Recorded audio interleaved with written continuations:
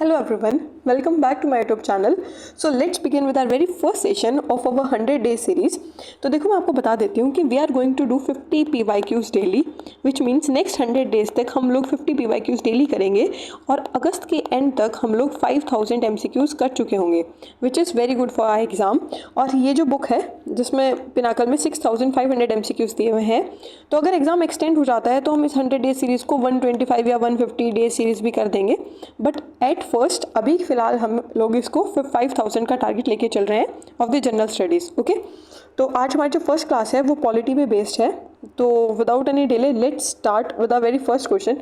और हाँ, we will complete this first video within 55 minutes because session extend करने का फ़ायदा नहीं है. You have to learn, you have to revise. तो पहले मैं आपको क्वेश्चन दिखाऊंगी, you have to do it on your own और फिर आप मेरे एक्सप्लेनेशन सुनेंगे. Okay, and I will try my best to complete it with in 55 minutes. Okay, क्योंकि 50 क्वेश्चन है, 55 मिनट्स में हम कंप्लीट करने का पूरा ट्राई करेंगे. Okay, so let's start with our very first question. There are 3 statements.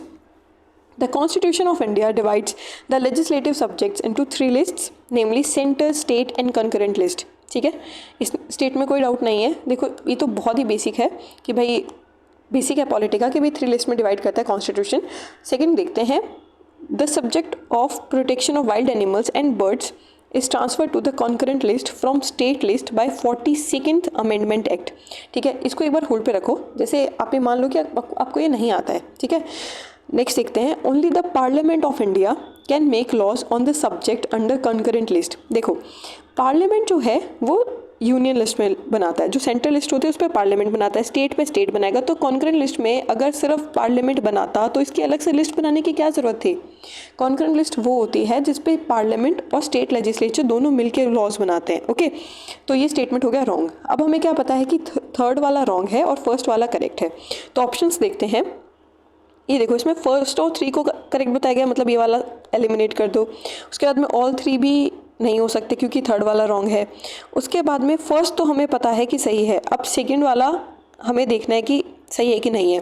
तो सेकंड वाले देखने की ज़रूरत ही नहीं है ना, क्योंकि फर्स्ट को करेक्ट एक में ही बोला गया अभी और सिर्फ यही बचा है. तो हमारा आंसर क्या हो गया, डी.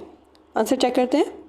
तो इस हिसाब से आपको स्टेटमेंट्स वाले जो क्वेश्चन होते हैं वो बहुत ट्रिकी होते हैं, बट आप उसको सॉल्व कर सकते हो थोड़ी सी नॉलेज और थोड़ा सा अपना ब्रेन यूज़ करके. ओके, सो हमने देख लिया ये स्टेटमेंट 1 मैंने एक्सप्लेन कर दिया, 3 लिस्ट होती है. स्टेटमेंट 2 हम दोबारा देख लेते हैं कि स्टेटमेंट 2 में क्या करेक्ट है कि 42nd अमेंडमेंट एक्ट यानी इंदिरा गांधी जी के टाइम पे शी इंट्रोड्यूस दिस अमेंडमेंट 1976 में, जिसमें उन्होंने जो 5 सब्जेक्ट्स थे वो स्टेट लिस्ट से कंकरेंट लिस्ट में डाल दिए थे. इंदिरा गांधी जी के टाइम पे बहुत सारी चीज़ें ऐसी हुई थी जैसे स्टेट की जो पावर है उसको रिड्यूस करने का ट्राई किया गया था. ओके, सो जो 5 सब्जेक्ट्स है जो ट्रांसफ़र किए गए थे स्टेट लिस्ट से कंकरेंट लिस्ट में, वो कौन कौन से थे. Protection of wild animals and birds, forests. उस टाइम क्या था कि एनवायरनमेंट से रिलेटेड बहुत काम चल रहा था, तो ये जो चीज़ें हैं इन्होंने कॉन्क्रीट में डाल दी ताकि सेंटर के पास थोड़ी पावर हो. ओके, और ये ज़रूरी भी था करना. उसके बाद में एजुकेशन, वेट्स एंड मेजर्स और administration of justice except Supreme Court and High Court. ये जो 5 पॉइंट्स है ये आपको अच्छे से याद रखने हैं कि ये स्टेट लिस्ट से कंकरेंट में डाले थे. देखो 2 तो बहुत ईजी है, फॉरेस्ट और एनिमल्स वाला, फिर एजुकेशन, वेट और मेजर्स वाला, और फिर तीसरा एडमिनिस्ट्रेशन ऑफ जस्टिस. ठीक है, और नेक्स्ट देखते हैं. नेक्स्ट क्वेश्चन ये है, which of the following is correctly matched with the leadership role in the constituent assembly during the making of the Indian constitution. ठीक है, तो सबसे पहले देखते हैं जी भी सबसे करेक्ट जो है ना वो पूछा हमसे. ठीक है, ये क्वेश्चन ध्यान से पढ़ना, आगे और क्वेश्चन आएंगे जिसमें इनकरेक्ट भी पूछा जाता है. तो हमसे पूछा है कि इनमें से करेक्ट कौन सा है. तो सबसे पहले देखो, G V Mavalankar, chairman of the committee on the functions of the constituent assembly. ठीक है, फिर B.R. Ambedkar, head of the committee of the functions of the assembly. Gopal Swami, order of business. K.M. Munshi, fundamental rights. देखो मैं इसको याद करने की एक ट्रिक बताती हूँ. इसमें जो करेक्ट आंसर है वो है जीवी मवलंक. बट ये कैसे हुआ, इसको आप ऐसे याद रखना है कि मावा खा के फंक्शन करेंगे, खाली पेट दिमाग की बत्ती नहीं जलती. ओके, सो मावा खा के फंक्शन करेंगे. तो कमेटी ऑफ फंक्शन जो था वो कौन था, जीवी मवलंकर. ठीक है, तो इसको ऐसे याद करेंगे. और ये जो बाकी 3 हैं ये तीनों ही गलत दिए हैं इन्होंने. इनका करेक्ट देखते हैं हम लोग. तो इसका करेक्ट ये हो जाएगा, जो डॉक्टर B.R. अम्बेडकर है वो सबको पता है कि he was associated with the drafting committee.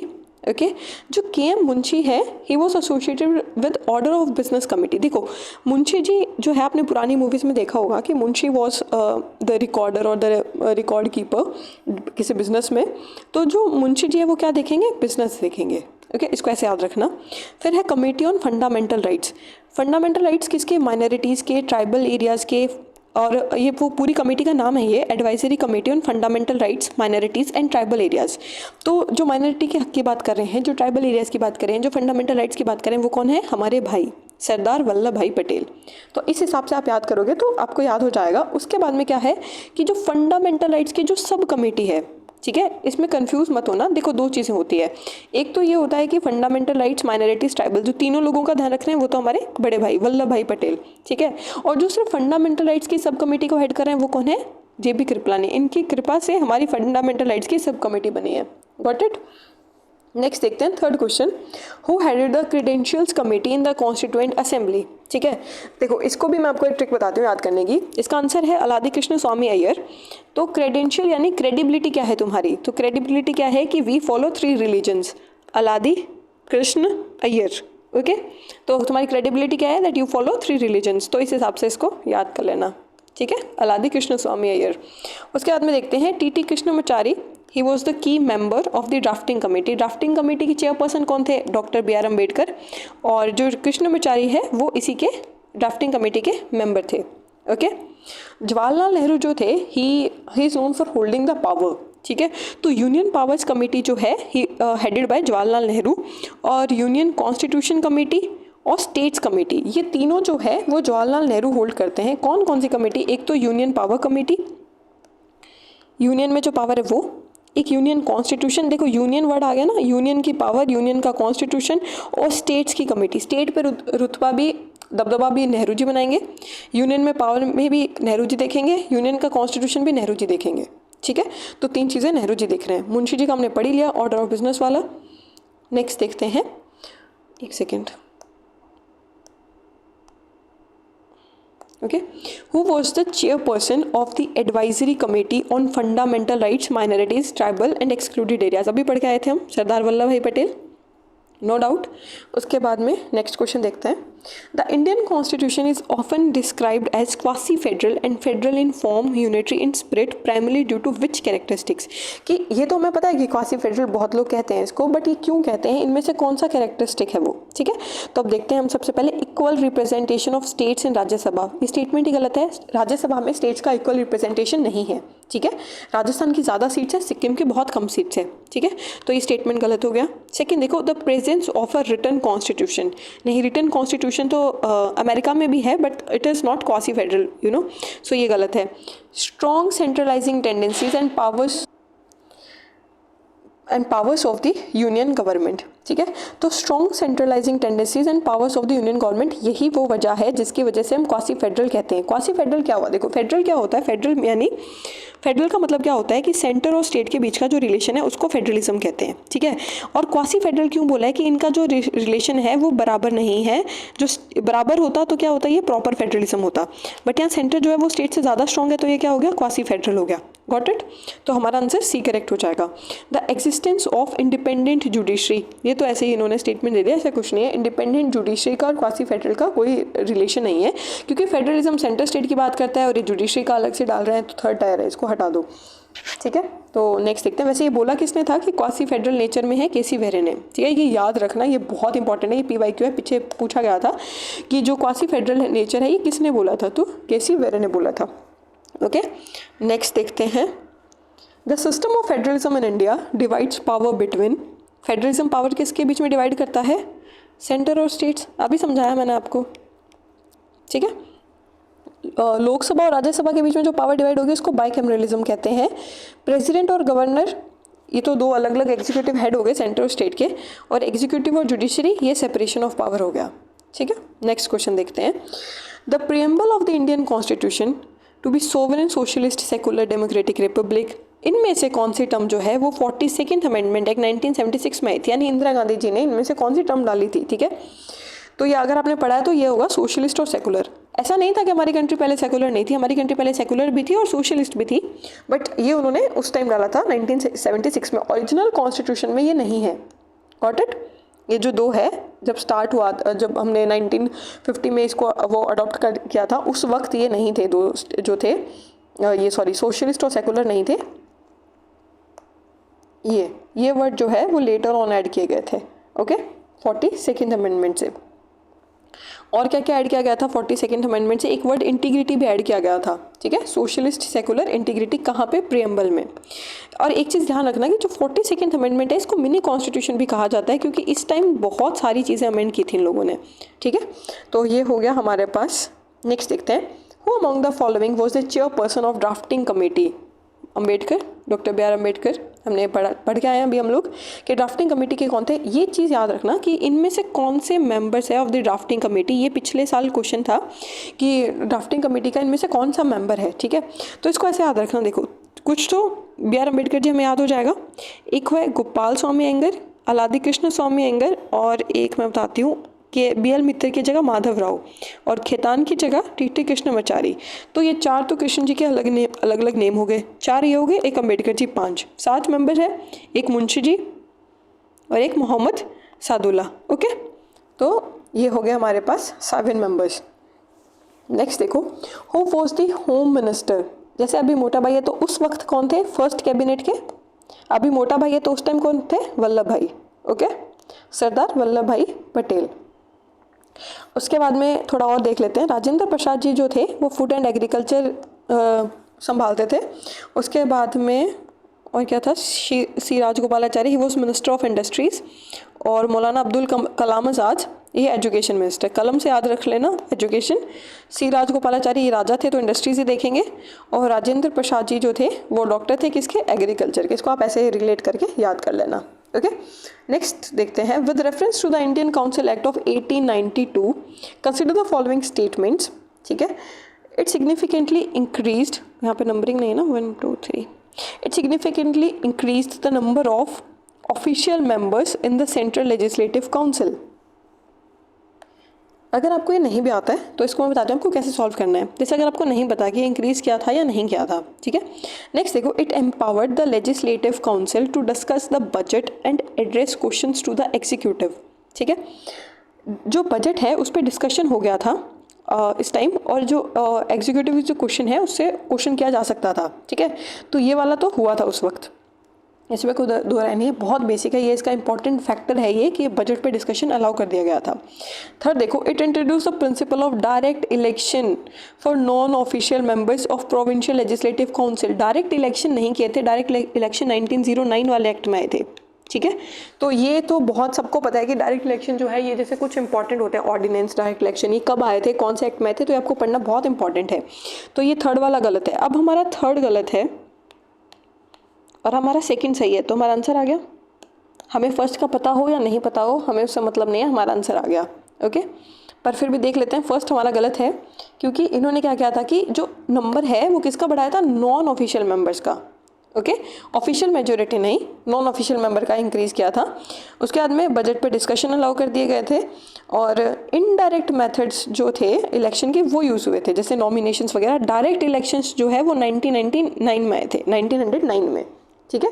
Direct election 1909 में आए थे, उससे पहले नहीं आए थे। नेक्स्ट देखो, which of the following statements are incorrect in the context of constituent assembly, ठीक है। तो इनमें से फिर से 3 स्टेटमेंट्स है और कॉन्स्टिट्यूएंट असेंबली से रिलेटेड इनमें से कौन सा इनकरेक्ट है वो बताना है, ठीक है। It held a total of 12 sessions during the framing of the Indian constitution. सबसे पहले वो चीज़ मार्क करो जिसमें नंबरिंग दी है, और इसमें तीनों में नंबरिंग दी हुई है, ठीक है। पहली बात तो 12 सेशन नहीं थे, 11 ही सेशंस थे। इसको आप ऐसे याद रखना कि कोई भी अपन ऑस्पिशियस काम करते हैं इंडिया में तो we see mostly old numbers, जैसे 3 5 7 11, तो 12 सेशन नहीं 11 सेशन हुए थे, ठीक है। दूसरी चीज़, its sittings were spread over 165 days. अगर ये याद है तो ठीक है, वरना इसको एक बार आप छोड़ भी सकते हैं, आगे स्टेटमेंट्स देखेंगे ना तो हम एलिमिनेट कर पाएंगे इसको इजीली, ठीक है। नेक्स्ट देखते हैं, एक सेकेंड। फर्स्ट तो हमने बता दिया कि रॉन्ग है क्योंकि 12 नहीं 11 सेशंस है।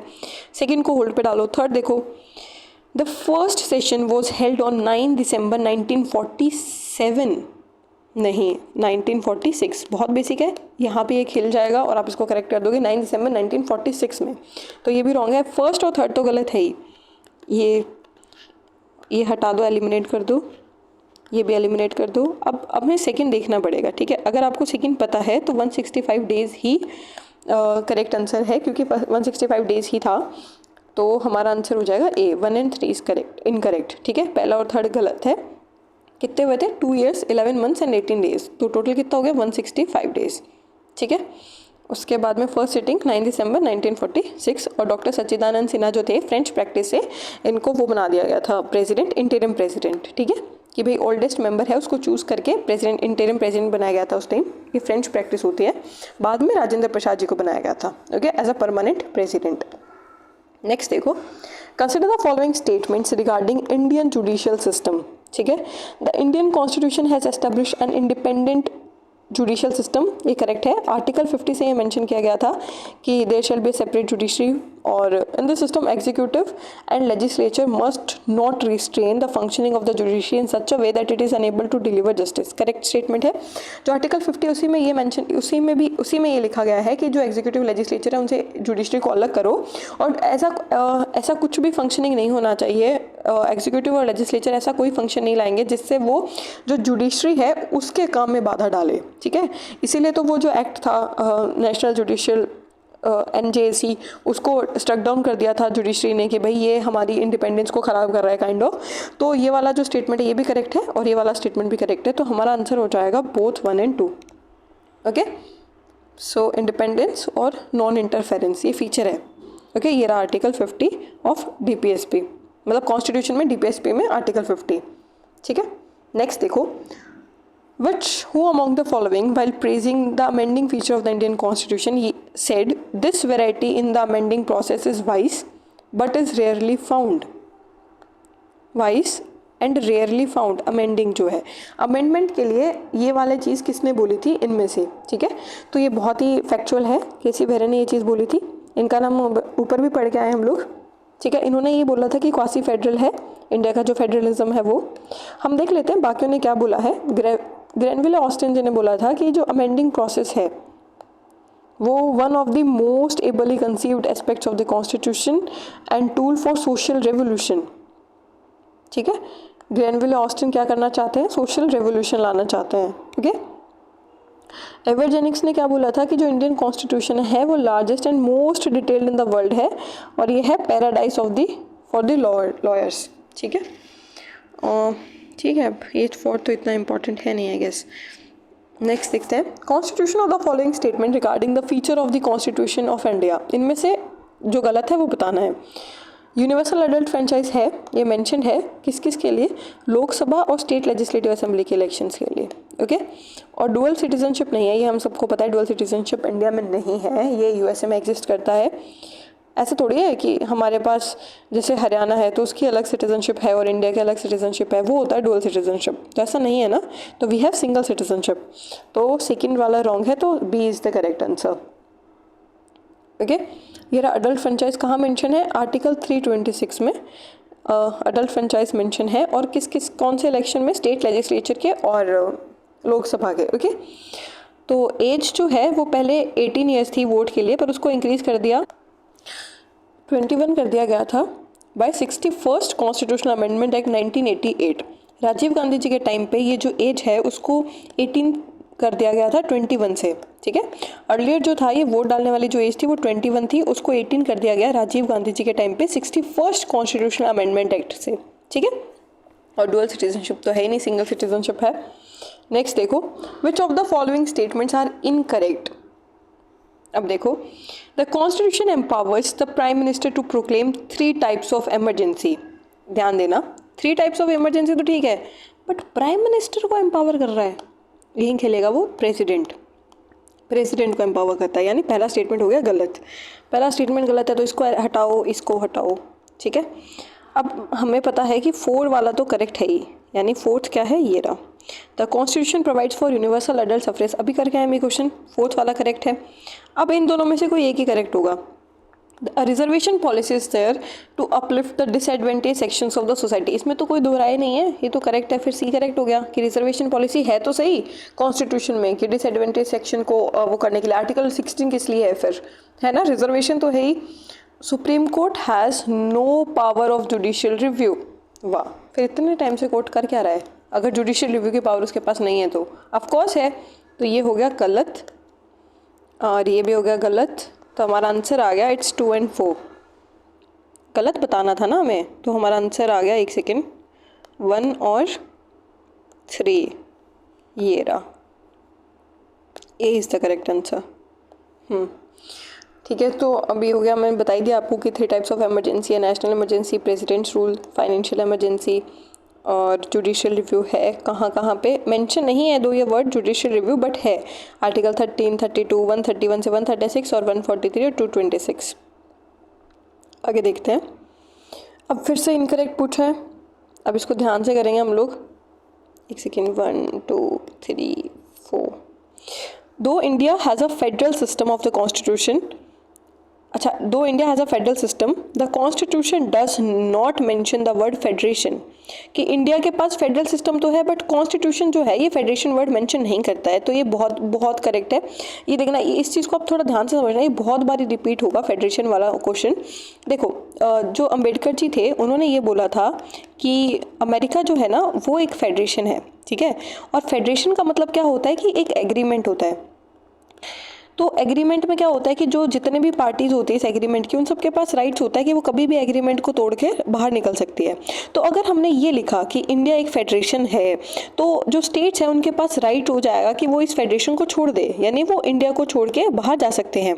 तो अंबेडकर जी ने आर्टिकल 1 में लिखा है कि India is union of states, ठीक है। India that is Bharat shall be union of states. तो वो यूनियन क्यों लिखा है कि स्टेट्स के पास राइट नहीं है कि स्टेट्स कभी भी बोले कि हम इंडिपेंडेंट हो रहे हैं, आज से हम इंडिया का पार्ट नहीं है। तो इसी चीज़ को रोकने के लिए हमने वर्ड फेडरेशन यूज़ नहीं किया है। ओके, तो ये वाला जो है ये करेक्ट स्टेटमेंट है कि कहीं पर भी नहीं मैंशनड है। तो पहला करेक्ट है, तो ये गलत हो गया, ये गलत हो गया, हमारा आंसर आ गया सेकेंड एंड थर्ड। यानी जो सेकंड है वो भी गलत है और जो थर्ड है वो भी गलत है, सिर्फ ये एक स्टेटमेंट से। अरे बात समझ में, हमें गलत ही बताना था इसमें। सो देखते हैं क्या गलत है इसमें। Article 5 of the constitution says that the parliament by law can create a new state. New state article 3 से बनाया जाता है, ठीक है, न कि 5 से। और on the subjects in the union list each state legislature can enact laws for the state. कितना वाहियात स्टेटमेंट है यार ये, कि यूनियन लिस्ट पे स्टेट लेजिस्लेचर लॉ बनाएगा। क्यों बनाएगा वो, फिर स्टेट लिस्ट क्यों बनाई है। फोर्थ देखो, both the parliament and the state legislature can pass laws on concurrent list. Correct statement है, कॉन्करेंट पे दोनों ही बनाते हैं। तो नेक्स्ट क्वेश्चन पे आ जाते हैं, ये मैं समझा ही चुकी हूँ। Consider the following statements regarding the Indian constitution. The Constitution of India was adopted by Constituent Assembly on 26 November 1949. It came into force on 26 January 1950, celebrated as Republic Day. अब बताओ, इजी है ना, क्या इसमें क्या बताना है, दोनों स्टेटमेंट करेक्ट हुए कि भाई जो कॉन्स्टिट्यूंट असेंबली उसने अडॉप्ट 26 नवंबर में किया था, जिसको हम कॉन्स्टिट्यूशनल डे भी के रूप में मनाते हैं। संविधान दिवस, ये PYQ है, 2022 में पूछा गया था कि संविधान दिवस कब मनाया जाता है, तो इट इज़ सेलिब्रेटेड ऑन 26 नवंबर, और ये 2015 से सेलिब्रेट करते आ रहे हैं हम, ठीक है, संविधान दिवस। नेक्स्ट देखते हैं, secularism is a feature of Indian constitution which means. Secularism सबको पता होगा, जिस हिसाब से देश का माहौल है तो इसका वो तो ये सबको पता होता है कि क्या होता है। ये होता है कि state does not promote any religion, state promotes religion for minority, majority नहीं, ना वो माइनॉरिटी का रिलीजन प्रमोट करेगा ना वो मेजोरिटी का रिलीजन प्रमोट करेगा, कोई भी रिलीजन प्रमोट नहीं करेगा। ये A is the correct answer, ठीक है। और ये कॉन्स्टिट्यूशनल सेफगार्ड कहाँ लिखे गए हैं, 25-28 में, कि भाई तुम अपना कोई भी जो रिलीजन है तुम उसको फॉलो कर सकते हो, practice propagate a certain religion, वो तुम्हारी चॉइस है। चॉइस ऑफ रिलीजन 25-28 में है, ओके। 25 से 28 फंडामेंटल राइट्स हैं हमारे। नेक्स्ट क्वेश्चन देखते हैं। Under article 343(1) of the Indian Constitution, Hindi in the Devanagari script was declared as the official language of the Union. देखो मैं बताती हूँ, ये स्टेटमेंट बिल्कुल गलत है। अगर आपको ये नहीं भी पता है कि भाई इस आर्टिकल में मेंशन है कि नहीं है, ये है वो है, तो भी एक सेकेंड रुकना, एक सेकेंड रुको बताती हूँ मैं, एक सेकेंड। देखो article 343 of the Indian constitution, ठीक है, उसमें हिंदी जो है वो जो देवनागरी स्क्रिप्ट में यूज़ होती है उसको ऑफिशियल लैंग्वेज बताया गया है यूनियन का।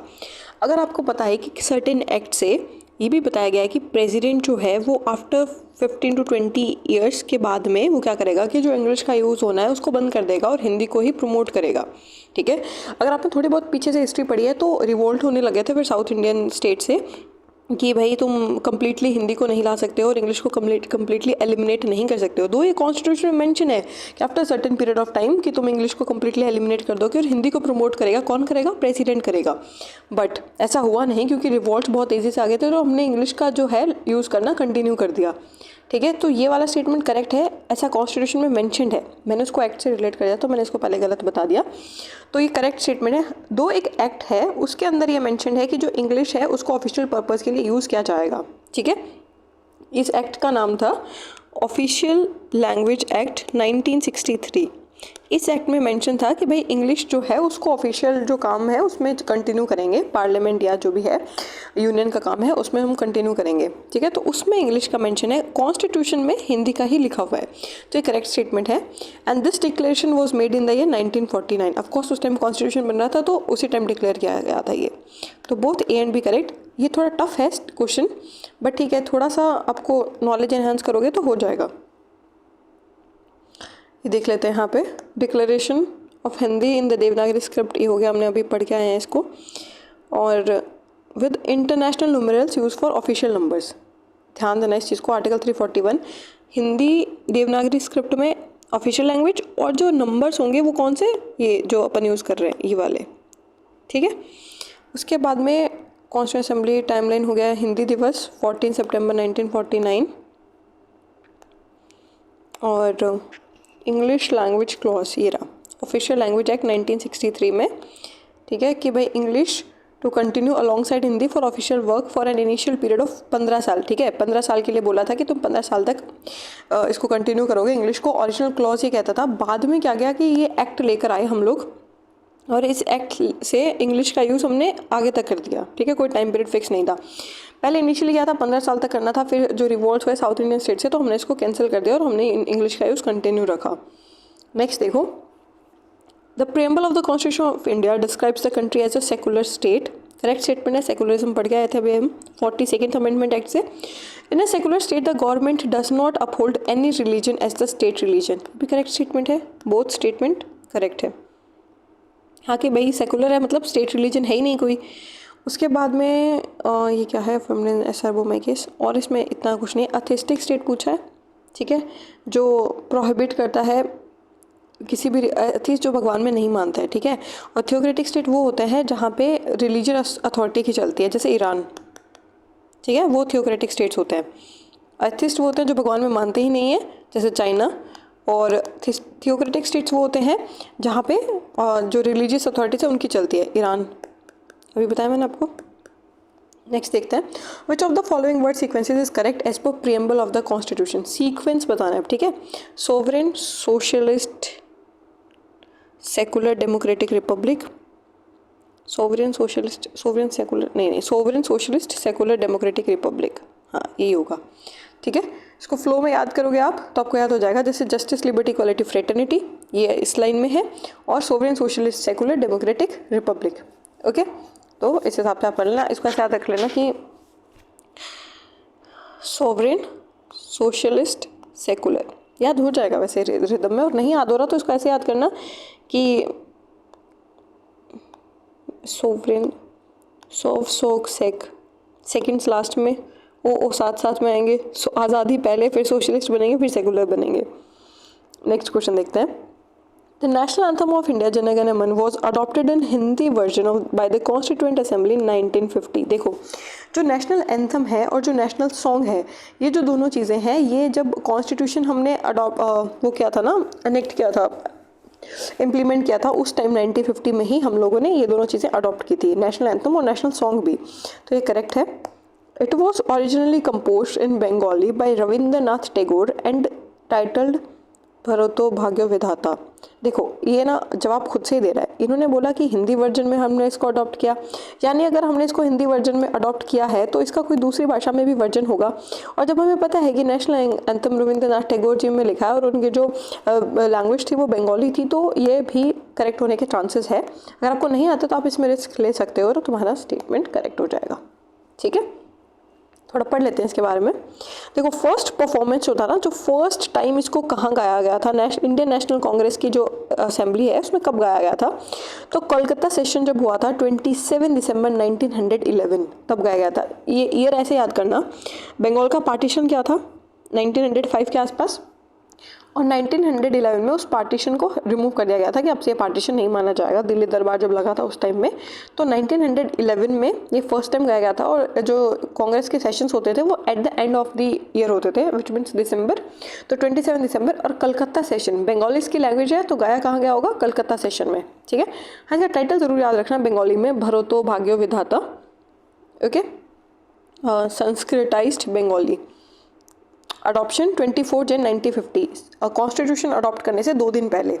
ठीक है, हिंदी ट्रांसलेशन किसने किया था, Hindi translation was done by Abid Ali and composed bye captain Ram Singh Thakuri. It's iconic musical score. ठीक है, अब ध्यान देना, this is what secularism is. Abid Ali, Ram Singh Thakuri. ठीक है, इन्होंने हिंदी ट्रांसलेशन प्रिपेयर किया, म्यूजिकल टोन्स राम सिंह ठकुरी ने। Got it. उसके बाद में देखते हैं, the objective resolution was moved by Pandit Jawaharlal Nehru on 13 दिसंबर 1946। तो एक करेक्ट स्टेटमेंट है। ऑब्जेक्टिव रेजोल्यूशन जो बाद में प्रेम्बल बना दिया गया था, तो ये स्पीच है नेहरू जी की, जो उन्होंने 13 दिसंबर को दी थी, जब कॉन्स्टिट्यूएंट असेंबली के कुछ सेशंस चल ही रहे थे उस वक्त। ठीक है, स्टार्ट ही हुआ था, 9 दिसंबर में स्टार्ट हुई थी असेंबली, 13 दिसंबर को इन्होंने स्पीच दे दी थी। It was adopted by Constituent Assembly on 13 दिसंबर 1946। तो ये स्टेटमेंट गलत है। 13 दिसंबर हाथों हाथ उन्होंने नहीं किया था कि इसको अडॉप्ट करेंगे। देखो प्रेम्बल जो है ना, वो उन्होंने बहुत लास्ट में बनाया था, तो मतलब प्रेम्बल वो देख रहे थे, उसको लास्ट में ऐड करने का उन्होंने सोचा, ये चीज़ें हम कर रहे हैं, तो ये जो है इसको बहुत बाद में उन्होंने सोचा। And it was adopted later on which is 22 जन 1947, यानी महीने भर बाद में। थोड़ा सोचा होगा उन्होंने, बनाया होगा चीज़ें, क्योंकि हाथों हाथ सेम डे कोई नहीं करता है। ठीक है मतलब करते होंगे, बट मैं आपको बेस समझा रही हूँ। तो हमारा आंसर हो गया 1 only is the correct answer. देख लेते हैं और इसके बारे में कुछ है तो। अडॉप्टेड ऑन 22 जन 1947 में, और बाद में इसको evolve into preamble of the final Indian constitution. ठीक है, ये अडॉप्ट जो किया गया था ना, ये असेंबली ने अडॉप्ट किया था। ठीक है, ये अडॉप्शन डेट है, और बाद में इसको प्रेम्बल में डाल दिया गया था। नेक्स्ट देखते हैं, which of the following is not a basic feature of the Indian constitution. ठीक है, नॉट अ बेसिक फीचर नहीं है। जो पार्लियामेंट्री सिस्टम है हमारे यहाँ पे, ब्लेंड ऑफ रिजिडिटी फ्लेक्सिबिलिटी है। रिजिडिटी यानी अमेंडमेंट में स्पेशल अमेंडमेंट्स होते हैं जो, जिसमें बहुत 2/3 मेजोरिटी चाहिए होता है, हाफ स्टेट्स का रेटिफिकेशन चाहिए होता है, तो रिजिडिटी भी है, फ्लेक्सिबिलिटी भी है, ऑर्डिनेंसेस वगैरह। लेंथीएस्ट रिटन कॉन्स्टिट्यूशन है, ये भी है। ड्रॉन फ्रॉम वन सोर्स, नहीं भाई, हमने बहुत सारी कंट्री से लिया है, तो ये गलत है, और ये बेसिक स्ट्रक्चर नहीं है इंडियन कॉन्स्टिट्यूशन का। तो D is the correct answer. बहुत सारे सोर्स से लिया है हमने। और एक स्टेटमेंट देख लो आप, अम्बेडकर जी ने मेंशन किया है ये, कि it is ransacking all the known constitutions of the world. ठीक है, लेंथीएस्ट है ही, हमें पता ही है, रिजिडिटी फ्लेक्सिबिलिटी भी है ही।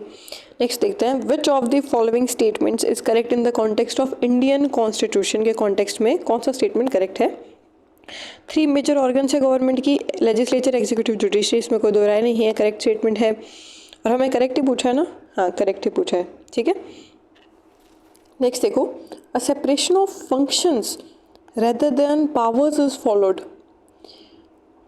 Separate judicial function, article 50। ठीक है, अब देखो तुम्हें वर्ड पे भी फोकस करना है कि वहाँ फंक्शंस लिखा हुआ था या पावर्स लिखा हुआ था। ठीक है, अगर तुम्हें थोड़ा सा याद है आर्टिकल 50, तुम जो बेयर एक्ट पढ़ोगे ना, जो एक्ट्स मेंशन है उनको पढ़ोगे, तो तुम्हें थोड़ा थोड़ा याद आएगा कि भाई इट वॉज फंक्शन, ना कि पावर्स। तो सेकंड में करेक्ट है। थर्ड देखते हैं, एक सेकेंड।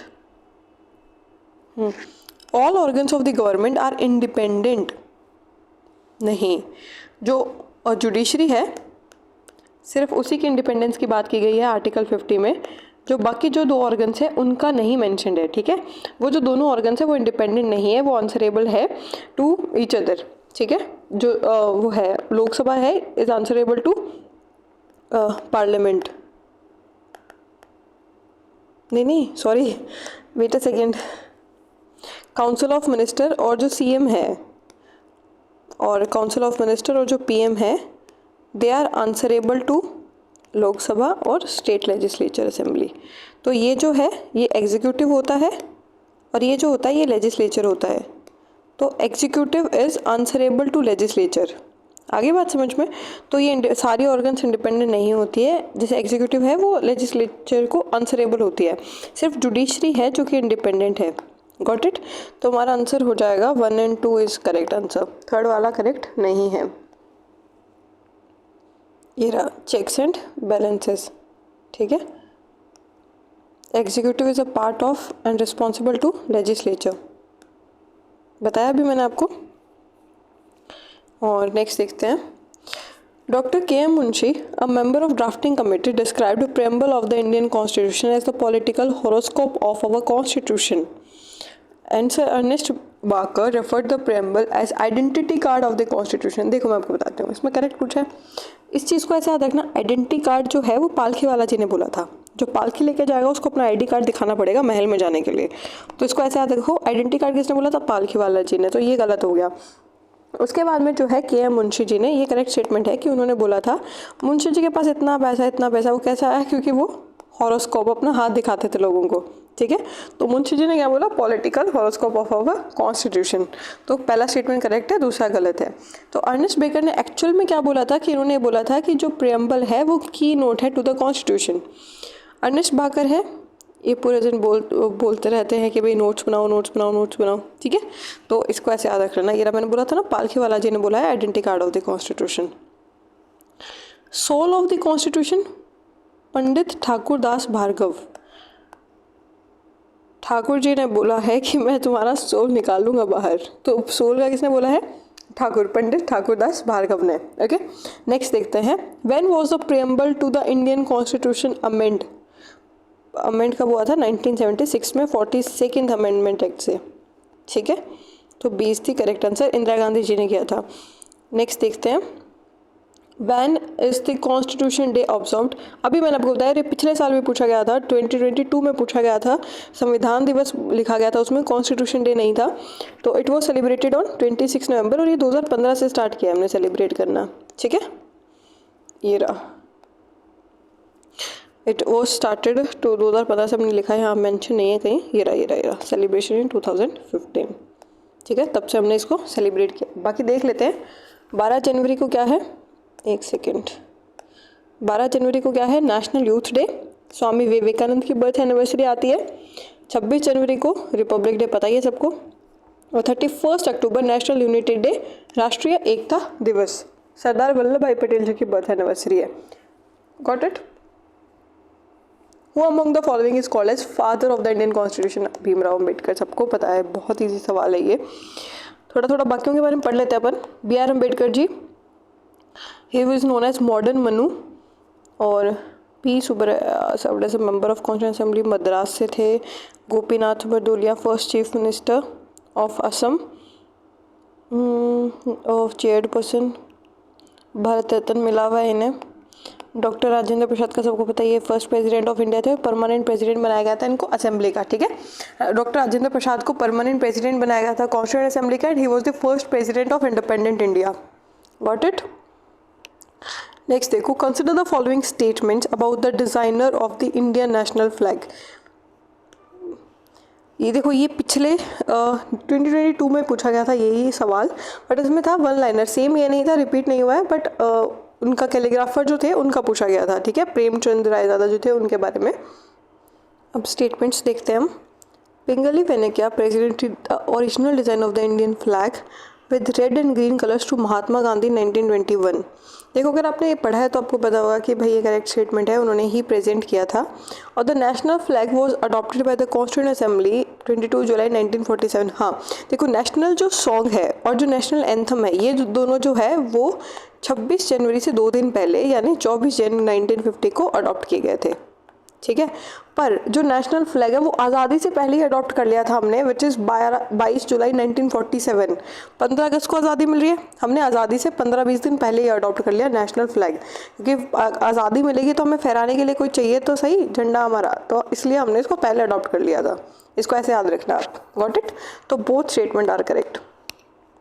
इनका नाम याद रखना आप, Pingali Venkayya sorry for the pronunciation, और आंध्र प्रदेश के थे ये। तो इन्होंने गांधी जी को 1921 में प्रेजेंट किया था कि भाई this will be the design of the flag. Okay, next देखते हैं, who among the following personalities was appointed as the legal adviser of the constituent assembly B N Rau. बिना देखे लीगल एडवाइज़र, ये बहुत ऐसे जो बेसिक क्वेश्चन जो बार बार repeat होता है वो आपको गलत नहीं करना है, ठीक है। कि जो बी एन राव थे, he was the national adviser, sorry legal adviser of the constituent assembly, ठीक है। एच वी आर एंगर जो थे, he was the secretary of the constituent assembly, और S N Mukherjee was the chief draftsman, ठीक है। अपन ऐसे सोचेंगे ड्राफ्टिंग कमेटी के हेड तो अम्बेडकर जी थे, वो जो चीफ ड्राफ्ट्समैन था वो कौन थे, मुखर्जी, ठीक है। एंगर जो थे वो सेक्रेटरी थे।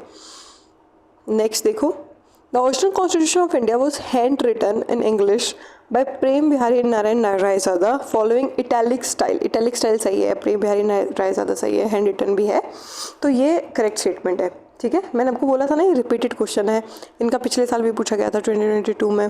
The original Indian constitution consisted of 117369 words and 251 pages. अब देखो इसको याद कर लो आप, ये करेक्ट स्टेटमेंट है, 117369 और 251 पेजेस, ठीक है। तो बोथ स्टेटमेंट आर करेक्ट।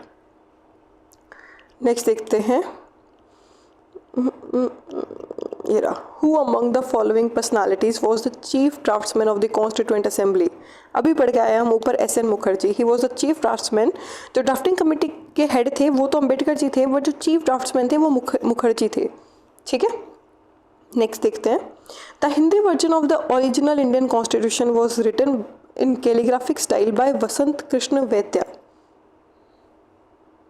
ये करेक्ट स्टेटमेंट है, ठीक है। जो हिंदी में लिखा है वो किसने लिखा है, वसंत कृष्ण वैद्य। इनका नाम पे ऐसा लग रहा है ना, बसंत पंचमी विद्या आई, तो हिंदी वर्जन, ठीक है, इसको ऐसे याद रखना।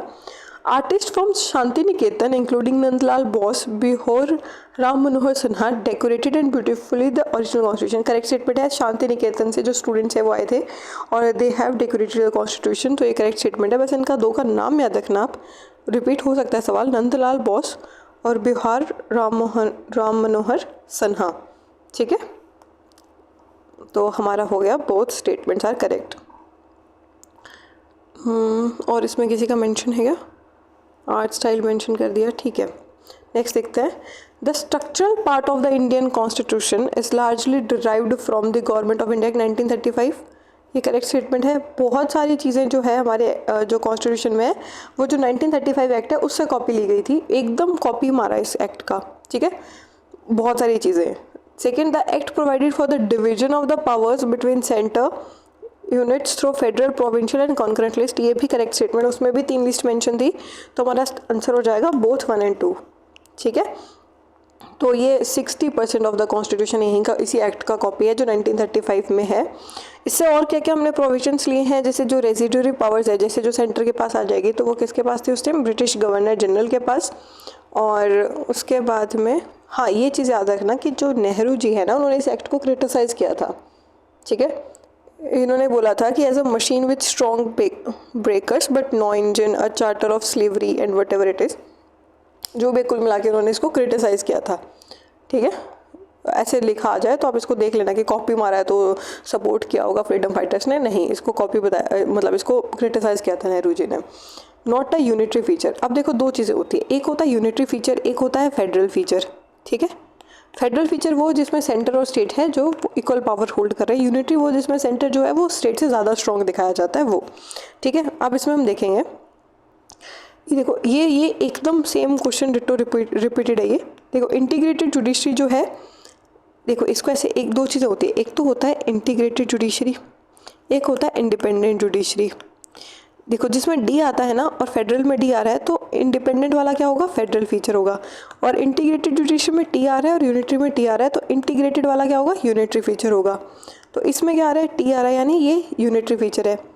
उसके बाद में सिंगल सिटीजनशिप, ये भी यूनिटरी फीचर है, सेंटर के पास ज़्यादा पावर है।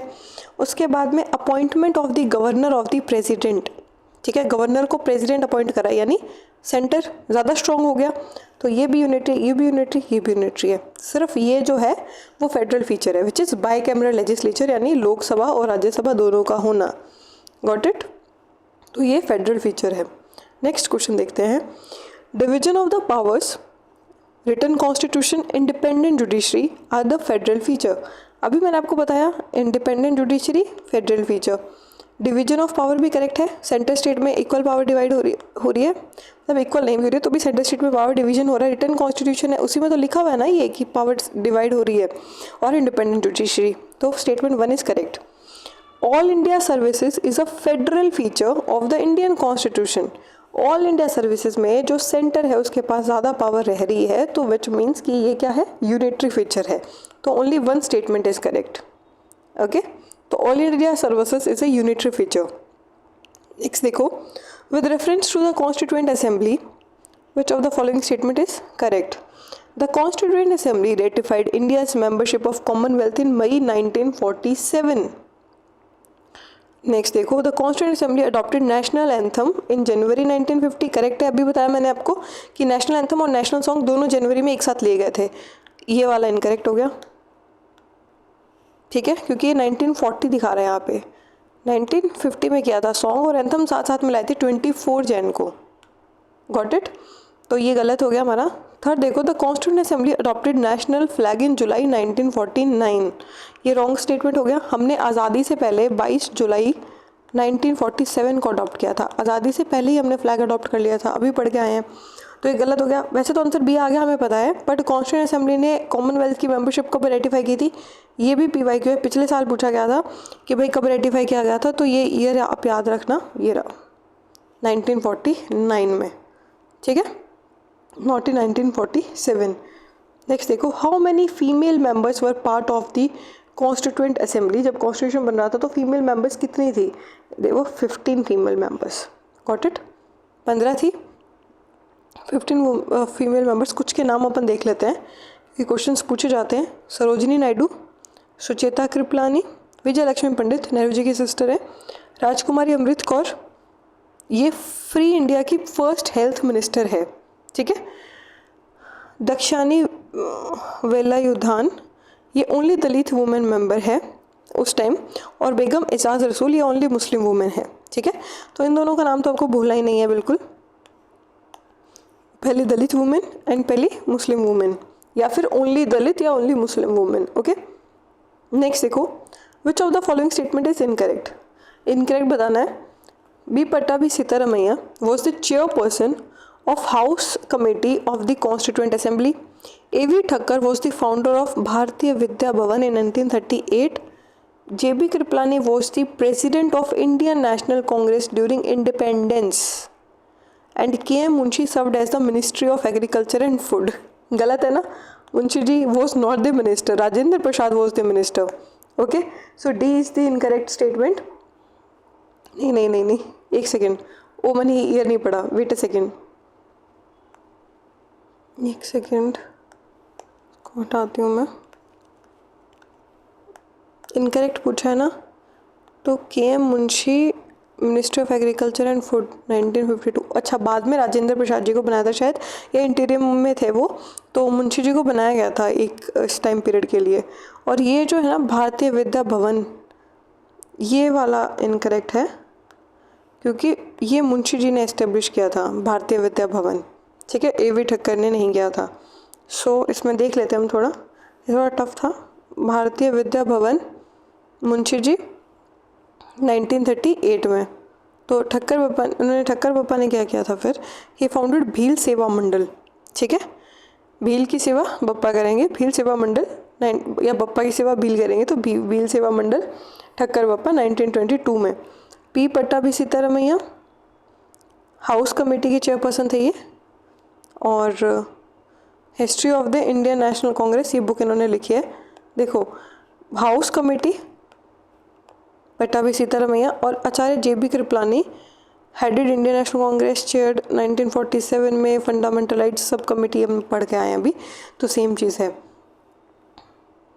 एक सेकेंड देखो, अभी हम ऊपर पढ़ के आए थे ना राजेंद्र प्रसाद जी वाला, तो Rajendra Prasad ji was the food and agriculture and food minister. ये कब थे, 1947 में थे, ठीक है। तो टाइम पीरियड याद होना बहुत ज़रूरी है, वरना अपन ये सोचेंगे कि राजेंद्र प्रसाद जी थे और हम इसको, मतलब जैसे भी मैंने गलती की तो वो यहाँ पे रिपीट मत करना, ठीक है। नेक्स्ट देखते हैं, जीवी Mavalankar was the chairman of the, सबसे पहला सवाल हमने यही किया था शायद, कमेटी ऑफ द फंक्शंस। मावा कौन मावा खा के फंक्शन करना, ठीक है। सरदार पटेल का हमने पढ़ लिया था, मुंशी जी का पढ़ लिया था, राजेंद्र प्रसाद जी का, पर ये कमेटी नहीं पढ़ी हमने। Doctor Rajendra Prasad ji was the chairperson of the ad hoc committee on the national flag. इनको पता था कि मुझे आगे जाके प्रेसिडेंट बनना है, तो नेशनल फ्लैग की जो एडहॉक कमेटी है वो मैं ही देखूंगा, क्योंकि मुझे ही तो फ्लैग होस्ट करना है बाद में, तो he was the chairperson. Next देखो, the total membership of the constituent assembly was 389।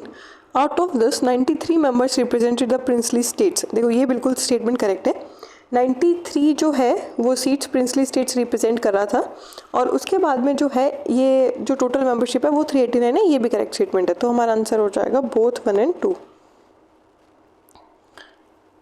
292 members British government, 93 princely states, 4 member chief commissioner provinces, ठीक है। चीफ प्रोविंस कमिश्नर कौन कौन सी थी, दिल्ली, अजमेर, मेरवाड़ा, कुर्ग और ब्रिटिश बलूचिस्तान, जो भी पाकिस्तान के अंदर है, ठीक है।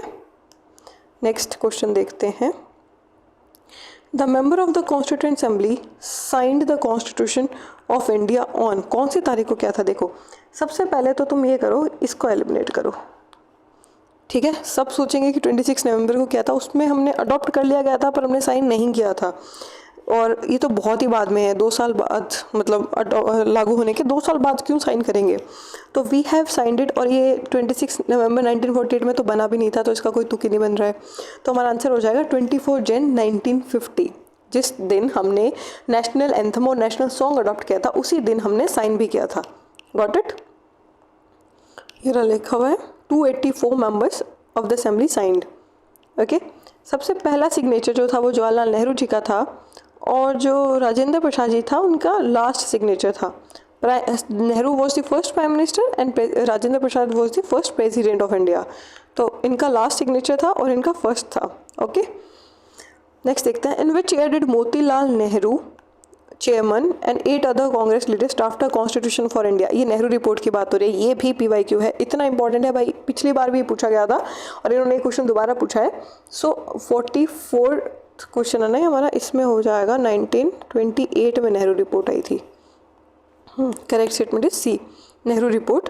तो ये क्या था कि जो बिरकन हेड है, secretary of state of India, देखो ये सब ला रहे थे और साइमन कमीशन वाला प्रोटेस्ट चीज़ें हो रही थी, तो जो फ्रीडम फाइटर्स थे उनको बिरकन हेड ने चैलेंज किया कि भाई तुम एक ऐसा एग्रीमेंट डॉक्यूमेंट तैयार करो जिससे जितने भी वो है ना अलग अलग जो कम्युनिटीज़ हैं वो सारी मान जाए।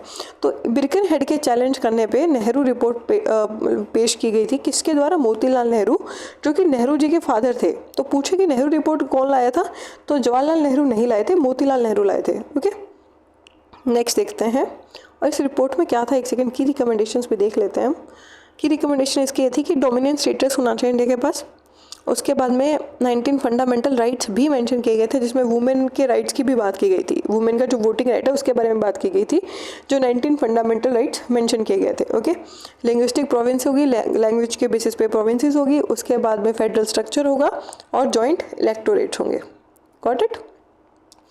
नेक्स्ट देखते हैं, which constitutional features in India are linked to Australian constitution. ठीक है, अब इनमें से ऑस्ट्रेलिया के कॉन्स्टिट्यूशन से हमने क्या क्या लिया है, हमें वो देखना है। देखो, freedom of trade and commerce, देखो ऑस्ट्रेलिया नीचे की तरफ है, थोड़ा इंडिया के पास पड़ता है, तो ट्रेड एंड कॉमर्स हमने कहाँ से लिया, ऑस्ट्रेलिया से। इसको याद करने का तरीका बता रही हूँ। और जो जॉइंट सीटिंग है ऑफ द 2 हाउसेज, वो भी हमने ऑस्ट्रेलिया से लिया है। ठीक है, क्या वो बैठ के बात करते हैं, ऑस्ट्रेलिया तुम हमारे पास बैठते हो, दोनों मिलके बात करेंगे, तो ये भी ऑस्ट्रेलिया से। ट्रेड के बारे में भी बात करेंगे, वो भी ऑस्ट्रेलिया से। ठीक है, तो A एंड B तो करेक्ट है ही, ये हमारा आंसर आ गया। लेकिन आगे देखते हैं, जो आगे के जो 2 फीचर है ये हमने कैसे लिए हैं। Federal structure with strong centre, तो जो फेडरल स्ट्रक्चर है विद स्ट्रॉन्ग सेंटर, ये हमने कनाडा से लिया है। ठीक है, C4 Canada, C4 centre, advisory jurisdiction of the supreme court, ये भी हमने कनाडा से लिया है। Got it. नेक्स्ट देखते हैं, ये हो गया trade and commerce joint sitting. Concurrent list भी कनाडा से, ओके।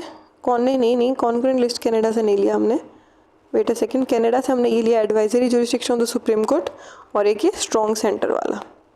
ठीक है, ये जो है कॉन्करेंट लिस्ट वाला, ये हमने यहीं से लिया है, ऑस्ट्रेलिया से ही। ओके, नेक्स्ट देखते हैं द कॉन्सेप्ट ऑफ DPSP, ये हमने कहाँ से लिया है, ये हमने आयरलैंड से लिया है। ठीक है, इसको ऐसा रखना, डायरेक्टिव प्रिंसिपल में IR आ रहा है, यहाँ पे आयरलैंड में भी IR आ रहा है, तो इरिस भी बोलते हैं इसको, हमने इरिस कॉन्स्टिट्यूशन से लिया है ये।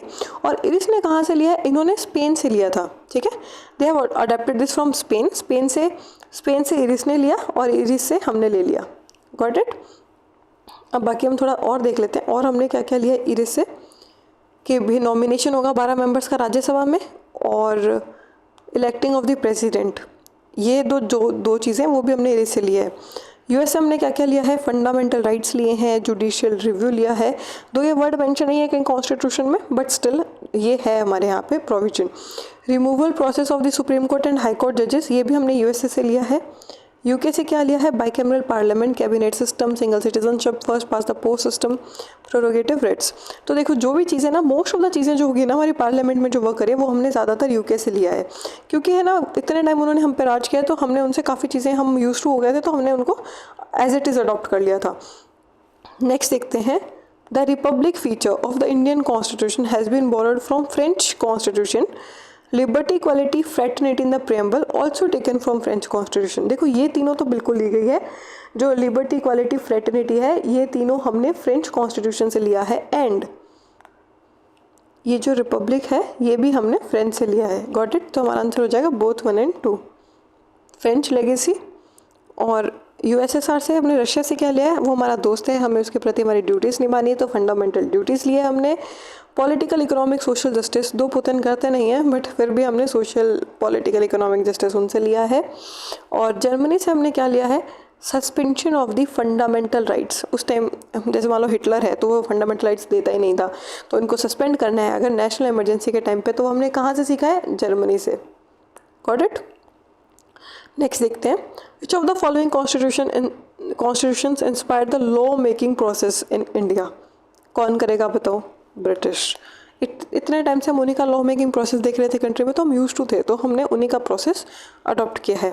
ठीक है, उसके बाद में नेक्स्ट देखते हैं, the concept of independence of the judiciary in India, constitution is brought from the constitution of USA, fundamental rights and process of impeachment of the president also borrowed from the USA। Fundamental rights तो हमने USA से लिया है, इसमें कोई दो राय नहीं है।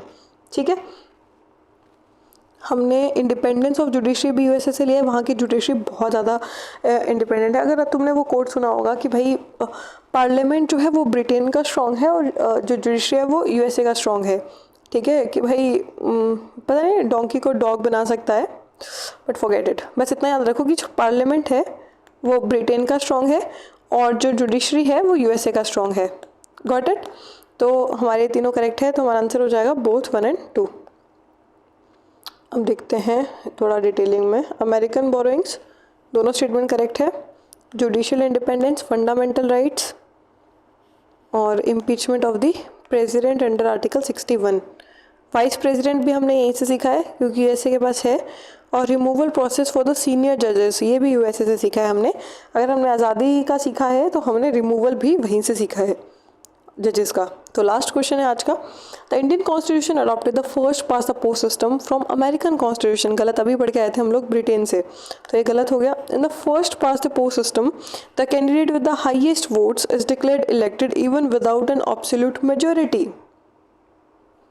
और ये करेक्ट स्टेटमेंट है, ऐसा ही होता है। अगर आपने आज वोट किया है और 100 सीट्स है, और किसी के पास मान लो 30 है और बाकियों के पास 20, 10, 10 ऐसे करके आया, तो जिसके पास मैक्सिमम होगी, जिसने सबसे ज़्यादा वोट जिसके पास है, वही जीतता है। फर्स्ट पास दी पोस्ट सिस्टम, तो only second statement is correct. ठीक है, थोड़ा देख लेते हैं। First pass the post system हमने ब्रिटेन से लिया है, UK से, और नॉट फ्रॉम US।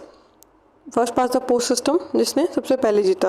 और proportional representation by means of single transferable vote, ये प्रेसिडेंट के इलेक्शन में, वाइस प्रेसिडेंट के इलेक्शन में, और राज्यसभा के इलेक्शन में होता है। ठीक है, इसमें मेजोरिटी चाहिए होता है, उसमें नहीं चाहिए होता है फर्स्ट पास्ट में। ठीक है, उसमें पहले आओ पहले पाओ। Got it. So we are done with today. और आपका जो भी फीडबैक है, you can just comment below. और ठीक है, थैंक यू सो मच।